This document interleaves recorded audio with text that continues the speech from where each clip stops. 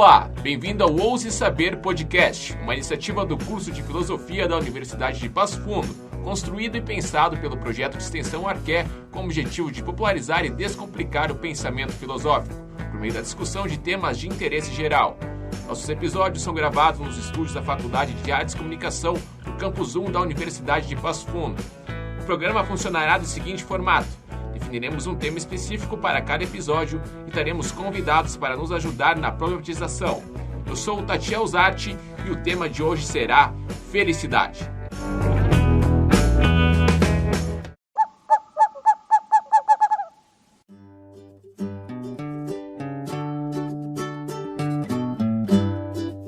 Estamos recebendo então aqui no estúdio o professor doutor em filosofia Edson Gifante, especialista na obra de Kant, e atua como professor na área de ética e conhecimento no curso de filosofia na Universidade de Passo Fundo. Bem-vindo, professor.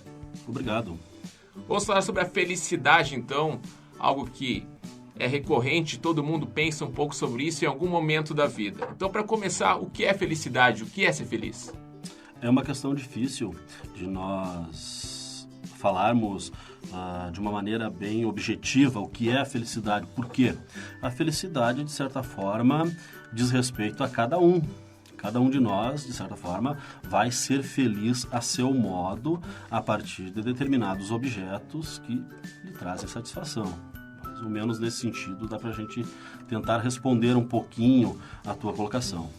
E que a gente constrói também durante a vivência, o que foi reforçado como felicidade pra gente. Sim, a felicidade diz respeito a uma prática constante, né?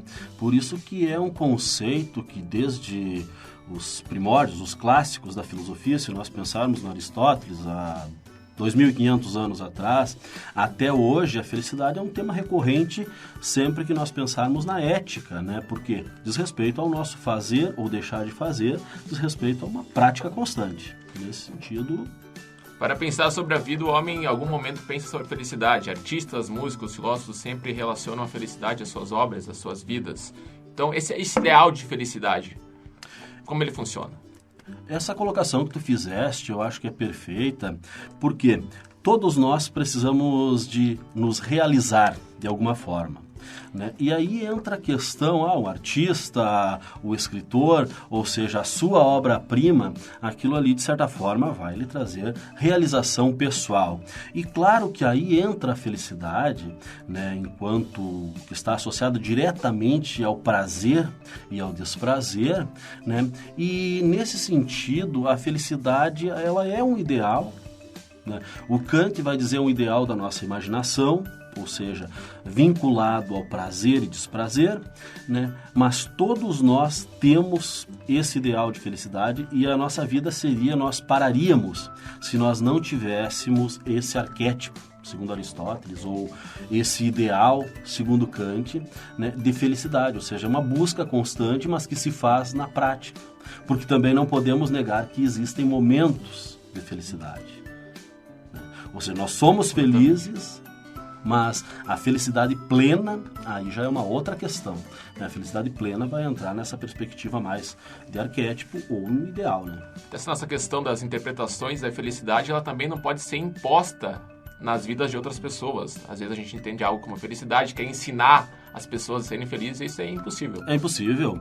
Cada um é responsável pela sua própria felicidade, né? É muito comum a gente ouvir dos apaixonados, né? Fulano vai me fazer feliz. Não é bem assim. Você vai ser feliz a partir do momento em que você encontrar ou deparar-se com um determinado objeto que vai lhe fazer feliz nesse sentido, não no sentido de uma pessoa fazer outra pessoa feliz. A felicidade, você enxerga ela como algo natural ou algo a ser trabalhado ao longo da vida? Se nós pensarmos na perspectiva grega clássica, eu enxergo particularmente a felicidade como algo natural ao homem, né? Ou seja, é algo natural, mas que ao mesmo tempo precisa de uma prática constante, né? Nós temos que ir alcançando na nossa vida, mas é algo natural enquanto nós pensarmos que é uma tendência geral de todo o ser humano, né? Por quê? Se o ponto de partida, o primeiro filósofo que falou a respeito da felicidade de uma maneira mais incisiva, né, que eu já mencionei, foi o Aristóteles, né? E ele vai partir da noção de bem. Todas as coisas têm uma finalidade, um telos, né? E essa finalidade sempre vai ser um bem. Toda ação tem em vista sempre um bem a ser atingido a partir dela.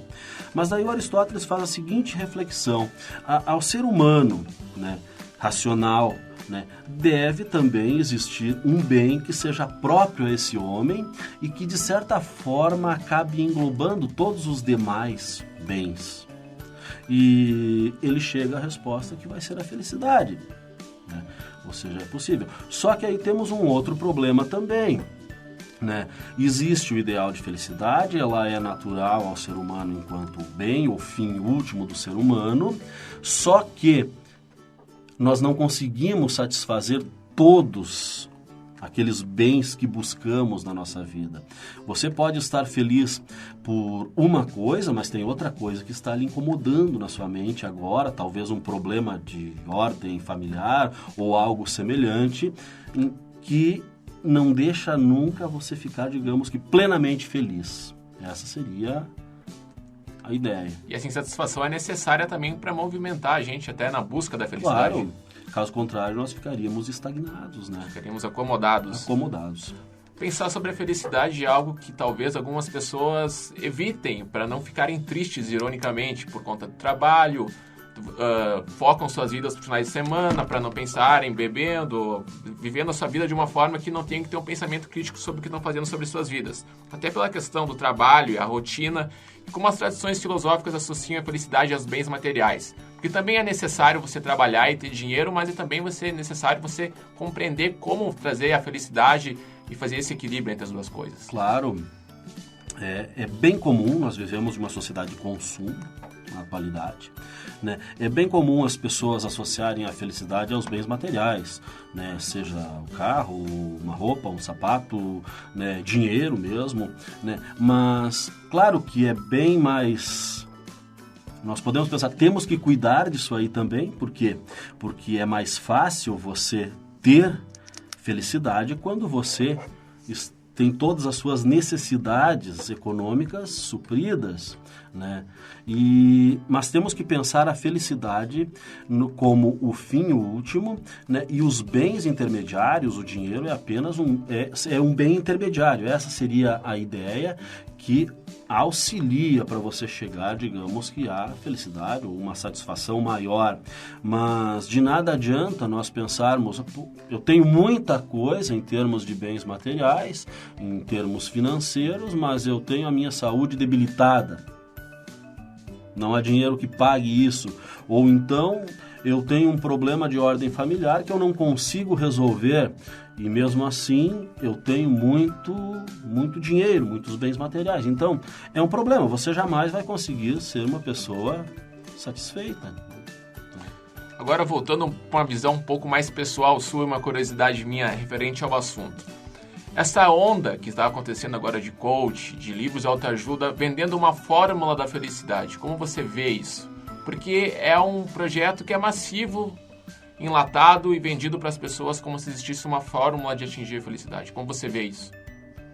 A autoajuda já faz mais de uma década, né, que a gente vive essa onda e eu acho que são os livros que mais vendem, né? Porque isso remete diretamente a esse mal do século aí que a gente vive, que muitas vezes a gente fala em depressão, outras vezes a gente fala as pessoas não estão satisfeitas, né? Ou seja, as pessoas sempre buscam idealizar alguma coisa, né? E esses livros, de certa forma, trazem uma espécie de resposta pronta, né? Eu tenho que fazer isso, isso e isso. Se não deu certo com um determinado livro, eu acabo comprando um outro. E assim por diante, né? Então, coloca-se como um problema também, né? Então, quanto a essa questão dos livros de autoajuda que a gente estava falando, né, nós temos que pensar que existem livros e livros. Tem obras que, obviamente, vão auxiliar realmente, ou seja, cada pessoa você tem que saber filtrar também, né, qual é o tipo de obra que você vai ler, né? E até mesmo um livro de filosofia você pode ler como autoajuda, depende da leitura que você vai fazer. Se ter o pensamento crítico no que você está lendo, não aceitar tudo Sim, como uma verdade, né? Claro. Então, voltado a esse assunto, a felicidade, professor, ela é acessível a todos? Sim. Na questão do prazer e o desprazer da felicidade. Aí já é uma outra questão, né, que, como eu havia mencionado, né, prazer e desprazer, vivemos esse antagonismo. Né? A felicidade está diretamente associada ao sentimento de prazer e desprazer. Ou seja, podemos associar a felicidade à satisfação, de um modo geral. Satisfação é uma coisa, felicidade é outra. Né? Mas o prazer, o que nós temos que pensar sempre, que a felicidade é um conceito ético, né, abordando de uma maneira filosófica, é difícil nós pensarmos, né, na ética, como alguns autores vão tratar, por exemplo, Aristóteles, que a felicidade torna-se, é o fundamento da ética, né, desde que associada à virtude, né, de acordo com a reta razão, né, mesmo assim torna-se difícil, né, porque está associado ao prazer. Por quê? Muitas vezes, em nome do prazer ou em nome da satisfação, nós deixamos de fazer aquilo que é correto. Né? Então, vão surgir outros filósofos, outros teóricos, mais precisamente na modernidade, que vão falar de uma outra perspectiva. Aqui a gente pode mencionar o Kant, que vai trazer uma perspectiva diferente, que jamais nós podemos pensar prazer e desprazer como um fundamento da ética, embora seja a partir desses dois conceitos que nós podemos pensar a felicidade, né? Mas automaticamente nós já estamos excluindo a felicidade como fundamento da moralidade ou da ética, né? Por outro lado, no mesmo período, nós temos outros filósofos ingleses, os utilitaristas, que vão trabalhar a perspectiva da felicidade como fundamento. Só que entra uma perspectiva diferente, ou seja, a ação que proporciona a felicidade ao maior número de pessoas possível, né? Aí nós vamos pensar, essa ação é a correta. Mas mesmo assim, em sua essência, vai ter lá a felicidade enquanto fundamento. Que essa teoria recebe muitas críticas no decorrer até os dias atuais, justamente pelo fato que a gente não sabe o que é a felicidade, digamos, para o Tachel, ou a felicidade do Edison, ou seja, só nós sabemos o que é felicidade legítima, o que é felicidade. E eu sei o que me faz feliz agora.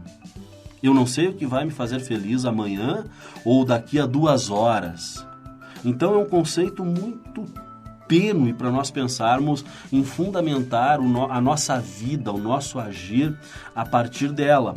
Só que é importantíssimo, nós não podemos deixar de pensar na nossa satisfação, consequentemente nessa ideia de felicidade.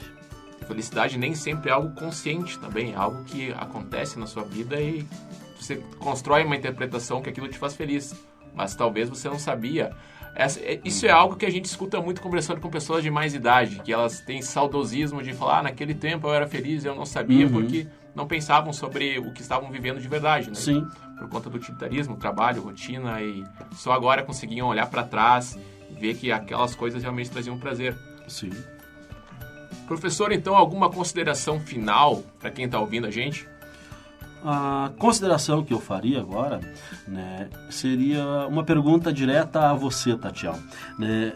Você é uma pessoa feliz? Você é feliz? Ouse saber. Muito bem, então esse foi o programa Ouse Saber, o nosso podcast de filosofia. Obrigado para quem está na escuta e acompanhe os próximos episódios que estarão disponíveis em nossas plataformas. Um grande abraço e até a próxima.